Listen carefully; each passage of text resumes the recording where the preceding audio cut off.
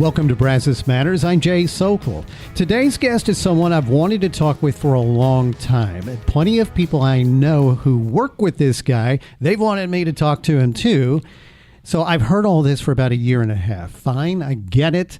Today is our day. And it's also a day when I have a co-host. One of KAMU's talented student content creators, Hannah Morris, will be joining the conversation. Hey, Hannah. Hey, everybody. I'm excited to be here. Good. Our guest, Chris Lamb from the Bryan Fire Department. Howdy, Chris. Hey, thanks for having me. I'm glad you're here. So your role with the fire department is a little different than what people might expect it to be if you tell them you're a firefighter. So tell us what you and your program, which I think is called the Community Paramedic Program, are all about.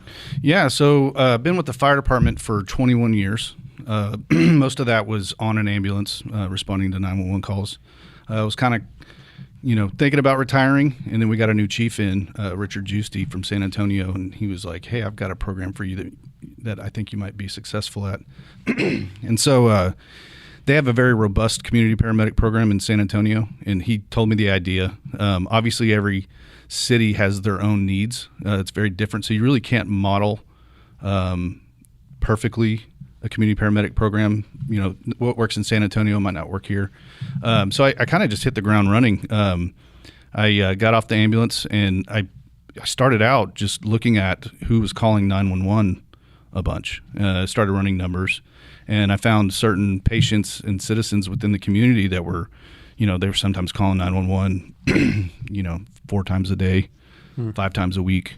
And then digging into the reasons why they were calling. A lot of times it was they just needed resources. They needed food, or they didn't have a doctor or insurance.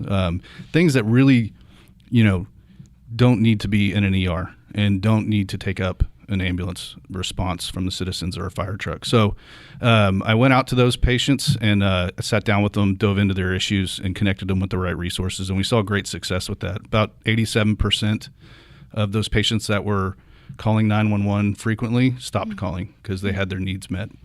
Since then, we have increased the program quite a bit. We now have a response side of the community paramedic program. That's a SUV that has a single paramedic on it. They're equipped with a lot of the same medications and treatments that the ambulance can provide. And through our dispatch, if people call 911 and our dispatch is medically trained dispatchers, they'll rate or grade the call onto what kind of acuity level it is. Is it a high acuity level, or is this a low acuity level? Low acuity level is something that is non-life threatening. And kind of just needs to be investigated before we dedicate that resource of a fire truck or ambulance to see what's going on, and we'll send that single paramedic out. If they go out there, a lot of times they'll find out that the patient, can't wait to make it to their doctor's appointment. So we can treat the patient in the house with IV fluids, sometimes non-controlled pain medications. Things of that nature. And then we can refer them to their doctor. We have telehealth, which is a mobile platform that we use to let an ER physician talk to that patient from inside their home. So that doctor can, with the paramedic by that patient's side, be able to do the assessments and the questioning, and then can prescribe them medications from their home. We do whatever we can to cut down on the response, but really at the same time, it's the right care for the patient. They're not getting undue ambulance bills. They're not getting undue ER bills where they go to the ER and the doctor says, can't do anything in the ER for that. Go see your doctor. And now they have a pointless bill. In the past, they would just call 911 again, and you could see how the cycle would start. So.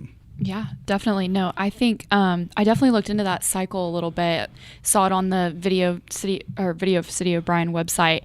And I think that's super interesting. And I was wondering if you had any specific anecdotes that you would be able to share about, frequent callers who are calling all, like you mentioned, 4 or 5 times a day.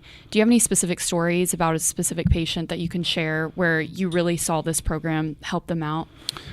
Honestly, there's so many at this point. It's kind of hard to pick one. Mm-hmm. And a lot of these cases were very simple. A lot of the times it was like, oh, you need home health. Well, let me call somebody for you. And I would take them home health to their house and say, hey, talk to this person. And then they were taken care of. It was quick. Some were more complex. One thing I will say is mental health is a big issue For sure. everywhere, but we do have that problem here as well. That's probably the toughest issue to tackle as far as resources, insurance issues, things of that nature. So, but I was kind of interested to see how the public would respond to this, and they've been very positive about it. I mean, to have a paramedic come out and say, "Hey, we can fix this here," and take care of you here, and here's the resources that you need. They found it amazingly helpful to them. I mean, you take the single mom with a kid with strep throat, and she doesn't have a doctor or transportation. So what does she do? She calls 911, take them to the ER. That's very expensive. So for us to be able to come out, do a telehealth visit, doctor can see the kid through the paramedic assessing the child, and call them the antibiotic they need or whatever. So it's been very successful so far.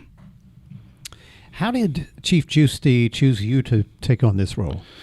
Well, I think when he came in, the story was that he had this program idea. He really didn't know a lot of people in the department at the time because he'd just gotten there. And he started asking people who would be a good fit for this, and he kept hearing my name through the fire department, and that's how he approached me. Yeah.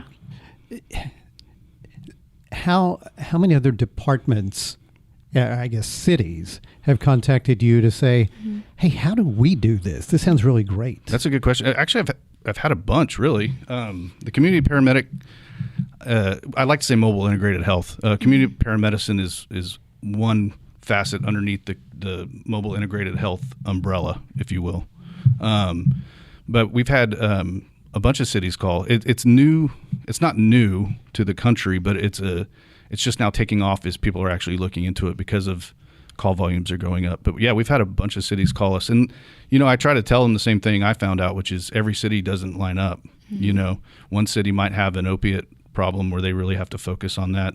One city might have a more mental health aspect driven issue, homeless population, things that, so it really varies. So what I advise them to do is go just get out, put boots on the ground, go see what the problems are, and just start tackling things one at a time. Yeah. You mentioned the the variability in these types of calls that you're getting. I'm really curious, specifically to Brazos County, who are you recommending to your patients or reaching out to? Who are these resources that you're either calling or taking patients to or anything like that? Or is there anyone specific that y'all deal with frequently? That was honestly the hardest part for me is finding out those resources and building up that book, if you will. Because there's, the thing I found out was that there were so many resources in our area. It's amazing. There's an ungodly amount of nonprofits and, churches and, things like that. But the patients didn't know about it. So you had the resource over here and the patient over here, and connecting those two was kind of impossible. They didn't know, so that's where the 911 system helped, because that injects us into their house to see what the problem is and connect those resources together. So to answer your question, it's a variety. United Way is a huge help. They're a Rolodex of resources. There's a lot of people I can call and say, "Hey, here's the issue I have. Who should I call?" So I wouldn't say there's one particular resource, but there's definitely more. There might be one home health resource that's more likely to help, or there might be one food service that's more likely to help. So I end up using them more, but there's so many to choose from. But yeah, so it's kind of hard to answer that question specifically of who I use, because there's so many that I call. Was Chief Giusti's idea for this program to let's test this out, let's see how well it works, and then we can determine if it's successful or not so much? Was that the approach, or was he pretty confident, like, we need it, we're going to do it, we're committed to it? Well, just like anything else, you have to start it out as a pilot program. I think his belief in the program was absolutely 100% strong from the beginning, but you still have to prove that to city leadership and to because there's budget things you got to consider, cost benefit.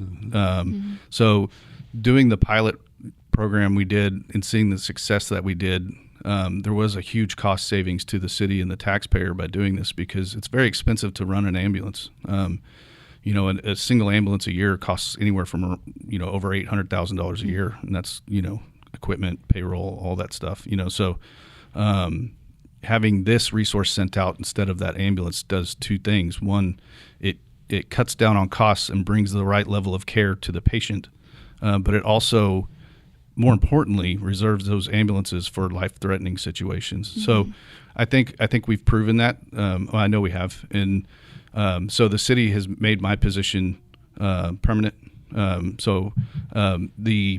We're still piloting the response side of it because that was the second phase. Mm-hmm. But we're seeing a lot of success in that as well. Yeah, that's awesome. I really think it's so interesting, the like individualized care that y'all provide to your patients. And you mentioned earlier the telehealth that y'all bring to patients. I saw even online y'all are able to do blood work like on site. Yeah. I thought that was so cool. And so I was wondering if you could kind of go into, just how individualized can y'all make that care to the specific patient? For sure. When we started this and we started Tele 911, that's the company we use for that we contract with to do the telehealth visits. We were asking these physicians, what gap are we missing that would, that the patient isn't needing an ER but would still need to go to an ER, and they would say most of the time that's blood work. Mm-hmm. The doctor feels pretty confident that this is, problem X, but he can't confirm it unless they have labs drawn. So then the patient ends up going by ambulance. So that's where we got the idea of, we got the iStats, which are the mobile, it's a mobile unit. It's about the size of a brick. And we can run basic labs in the house. So we can get those blood values back in about 3 to 5 minutes right there on scene. And we can read those back to the physician, and that makes the physician make a more confident diagnosis in the home. That's awesome. I think that's so cool. And, you mentioned earlier the issue of mental health and how widespread that is. And it's definitely a very needed resource around here and everywhere. Can you talk a little bit about that too, and what resources y'all have provided to patients who are in need of that help? It's been a collaborative effort, I guess, to try. I mean, there's resources for mental health. A lot of times the issues come with insurance. Mm-hmm. You have a homeless citizen and they don't have a job, they don't have health insurance. So finding them that mental health care that they need is hard. We work with MHMR. They come out. Bryan PD Bryan Police Department has a mental health unit. They have like 3 or 4 officers that are dedicated to just mental health. So when we come across those patients, we'll contact them, and then we kind of do a joint effort. They have more mental health training, and they have more connections to state resources for those patients, but we're also there to cover the medical side. Mm-hmm. So we can make sure that their physical health is okay, as well as the teaming up with Bryan PD to help with their mental health issues. Mm. So there's only one Chris Lamb. What happens when you're not on duty, or you need to just be away from work? Is this service, your level of response, is that just not available until you get back? No. So, being in the fire department, we're cross-trained in everything. We're all firemen, we're all paramedics, we're all, guys are hang rescue trained, they're hazmat trained, we're like a Swiss Army knife of emergency services. So So my specific position is 8 to 5 Monday through Friday, but I'm more of the long-term problem solver, if you will, connecting them, finding them physicians, home health, digging into their issues that take longer. That's where the response side comes in, because they're 24 hours, 7 days a week. It's staffed every day. And they're there to go out and mitigate the initial problem. So they'll go out there, and let's say it's a Saturday and I'm off because I work Monday through Friday. They come out and they will take care of that patient's needs right there in the house. And while they're there, they'll be like, okay, you need home health, or you need rehab, or you need, you're falling a bunch. We're going to send out Chris Lamb. You might hear from him, Monday or Tuesday, and then I'll follow up with them and then get them resources. If you just tuned in, I'm Jay Sokol. My co-host today is Hannah Morris. You're listening to Brazos Matters, and our guest today is Chris Lamb. He oversees the Community Paramedic Program for the Bryan Fire Department. With anything new, any new endeavor, you're bound to learn some unexpected lessons and encounter things you did not think would happen. What are some of those unexpected lessons you've learned along the way in this job? I've learned a lot. There's obviously situations arise that you don't think about those situations until they occur. And so you got to pivot and you got to find resources or the fix to that for the next time that it pops up. Like I said, I go back to mental health again. That's been a tough one. There's so many gaps, again, I hate going back to the person that is homeless or, doesn't have those things, but if they don't have insurance, where can they go? If you're going to things that don't take insurance, those are obviously overstaffed or overbooked and filled up all the time. Even if you got them a medication, right? Got them a prescription. How do they pick up that prescription? How do they pay for that prescription? There's all these little gaps that even though you have the resource to get them what they need, it's the actual follow through of them getting it and then repeatedly being able to get it. That's been the biggest challenge, I would say. There's another thing I've seen. The elderly. They all love their independence. They're very stubborn.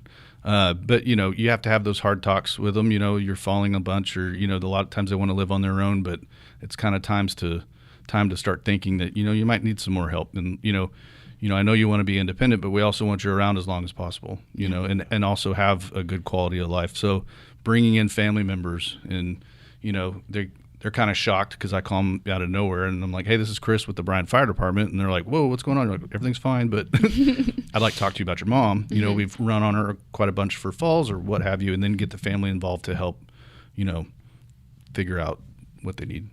And quite honestly, as somebody who has had elderly parents in another city, we don't always know what's going on with them. So you may be contacting family members and telling them something they just flat don't know. That you just said it. That's exactly right. You'll talk to the family and you'll say, hey, your mom's fallen 5 times this week. And they're like, what? Because, of course, their mom doesn't want to call them and tell them that they're falling or what have you. But the biggest thing is prevention. You catch those falls. Every day I pull a fall report. So when I come into the office, I have an email in my email box, and it shows all the people that fell the day before that the guys ran on. And then I can pull that patient up and look at their history and see if the guys have run on them a bunch for falls. And then I'll go out and help facilitate them because, a fractured hip, or a fractured femur in an elderly patient is catastrophic because their chances of rehabbing that injury is very hard at their age. And so preventing those before they happen is paramount. So you're doing a fair amount of data-driven work. Yes, sir. Yeah, a lot of it's run by data. Okay, so my question now is, do you see any opportunities for AI to be useful in what you do? Haven't thought about it. Can it save you on some kind of data analysis? Or absolutely. I could see that in the future happening or being helpful. Yeah, absolutely. Right now we're running numbers all the time. Obviously financial numbers, run numbers. How many calls are we saving the city from sending out those ambulances? And that's been pretty noticeable as well. That community paramedic that's on that vehicle has saved about an ambulance worth of calls per year. So that's taking that load off of the 911 response, because our engines, like I said earlier, we're all paramedics as well on the engines. We all, one day you're on the engine, one day you're on the ambulance, what have you. So if the ambulances are out, they're going to send a fire truck who can treat the patient until an ambulance can get there, right? But that's still taking up a fire truck. So, you don't want your house to catch on fire in the fire. So anything that we can do to prevent that is important. Yeah, you talked about that. I'm interested in how you said, one day y'all might be on a fire engine, one day y'all are paramedics. How important is that versatility in your team? Oh, it's huge. That's what it fills the gap, right? So, if the ambulances are all taken up, being able to have paramedics on the fire trucks with the same equipment that the ambulance carries, those paramedics can start administering life-saving treatment until that ambulance gets there if there's a delay. So there might be a delay in the ambulance getting there because of call volume or a busy day, but there's no delay in care in treating the patients because we have that capability. Mm-hmm. What is the right scale of this program for the city of Bryan, in your opinion? Are you resourced in the way that fits this city, or do you see a point in the near future where you're like, hey, Chief, we really could use an extra this, an extra person, an extra vehicle? Where are you in that respect? So we always need more resources. Always. Trying to keep up with the growth of the city is hard. So, but it's also important for us to show the taxpayer that we're utilizing the resources that we have appropriately and responsibly too, before we go out and add more stuff. But yeah, there's many facets to this program that it can grow into. Like I was telling you earlier, the mobile integrated health is like the umbrella. Community paramedicine is just one stick under that umbrella. But there's many more. Some cities team up with hospice because a lot of times people that are on hospice, they're over. That one nurse might have 30, 40 patients that she's dealing with, like in the area. And so when the family calls in the middle of the night because their loved one is in a lot of pain or what have you, and the nurse says, I could be there, but it's going to be 3 or 4 hours, then they end up calling 911. So what they do in other cities is that hospice will call their community paramedics, and then they'll go out there and they can administer that pain medication that the doctors prescribe through hospice, make the patient comfortable again, so that way they can hold out for the nurse to get there and handle any further needs. Yeah, you mentioned the growth of the city, and I feel like what really adds to that, there's obviously a big community population, but student population too, with either A&M students that live over in Bryan, you have Olive Blend College students over there.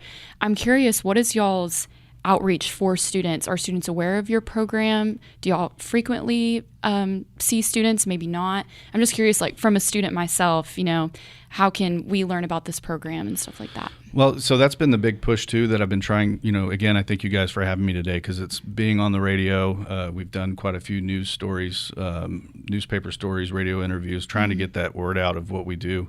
I wouldn't say that we run on college students too much. Obviously most of them are young and healthy, except for, crazy Friday night or something. but the community, if they were to call 911 and dispatch was to rate that call to that level, then they might see a community paramedic. And that's what I'm trying to educate the public is that's the culture change is you call 911, people expect an ambulance every single time, but there's a reason you might see just a single paramedic show up. And that's why it's not saying you can't have an ambulance. It's just, we have the ability, since this is not a life-threatening situation, to kind of triage that call and say, okay, yeah, we do need an ambulance because of mobility issues or what have you, or we can fix that here and have those discussions with the patients. Do you feel like that the demographics of those you are responding to will pretty much stay the same month after month, year after year, or the way the population in Bryan is changing with more students moving in, do you feel like that you're going to be responding to a different looking clientele, as the city grows? I didn't articulate that in a very eloquent way, but I think you know what I'm saying. Yeah. It's always going to be somebody who skews more elderly or maybe some middle-aged person, or do you actually see those numbers ticking down? First off, I would say that, in my 21 years of being with the fire department, we've seen a huge increase in the elderly population. A lot of people since the time I started at the fire department to now, they're all deciding to retire here. There's a lot of Aggies coming back and they love it here and they want to retire here. You're seeing a lot. In Bryan, we were very saturated with senior living communities. So that's a big call volume. But, it's always changing. You kind of don't know what's going to come around the corner. And so it's important to keep on top of analyzing everything and being able to pivot whenever those things do happen. Yeah, so I'm super curious. We've talked so much about the program and your leadership in it. I want to know, on a personal level, what makes you passionate about it? What makes you, excited to go to work every day? And are there any patient stories in particular that you are like, this is why this program is needed? That's a good question. So yeah, I have I've spent my whole EMS career here in the area. I've been an EMS director before in a neighboring county. I've worked with Bryan Fire Department. I was a flight medic for a while. I was on the SWAT team medic for a long time. So I've seen a lot of different aspects of medicine. And what was frustrating over your career is there's a lot of times that, you wish you could stay on scene for a long time and help these patients longer and sit there and dig into what they really need. But, you're a 911 service, so it's kind of always a turn and burn. You take a patient, go to the hospital, you still have to drop the patient off, clean the ambulance, restock it, get back in service for the next call, and you're just doing that over and over again. So you really didn't have the time allocated to do that. So, and it was frustrating. So that's what I'm passionate about, is that the city, I'm blessed to work for a city that has given me that time to allocate to doing this for our citizens. And like I said, it's a win-win for everybody. It's a win for the patient because, like I said, of the undue costs and being able to be treated in the house. It's a win for the city and the taxpayer. And it's a win to keep our resources available. So that makes me feel better because I don't want to miss that heart attack call. I don't know those numbers, but I can assure you that it's happened quite a bit. I would imagine that the ambulance was available for that call because of this program.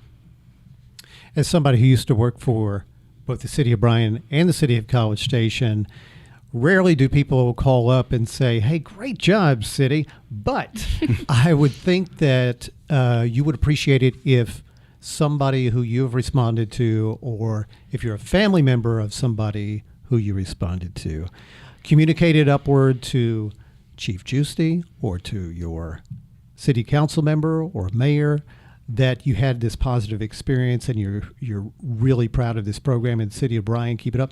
That would probably be great and help even further justify what you're doing. Yeah, for sure. I think, we try to keep our city and our chief well educated. My chief knows what's going on every day. And I feel our city does too. But yeah, that always helps to hear from citizens, because in any facet of something good in the city, just letting them know like, hey, this is working and, let's keep pushing this or whatever that may be. But yeah, that always helps. So a direct line to your city manager, your fire chief, or your favorite council member would be fantastic. That always helps. Chris Lamb, thanks so much for joining us, and we would love to have you back sometime. Thank you all so much for having me. It's super important to be able to push this information out, and thank you all so much. Yeah, thank you so much for all you do. Oh, appreciate it. Hannah, nice job. Thanks. Well this done. was fun. Well Thank done. you. Thank you. We'll have you back in here, too. Awesome. Brazos Matters is a production of Aggieland's Public Radio, 90.9 KAMU FM, a member of Texas A&M University's Division of Marketing and Communications. Our show is engineered and edited by Matt Dittman. You can learn more about us. You can check out all of the Brazos Matters archives by going to kamu.tamu.edu/radio, or you can find us on the NPR app, on YouTube, or on your favorite podcast platform. I'm Jay Sokol. Thank you so much for listening to Brazos Matters, and have a great day.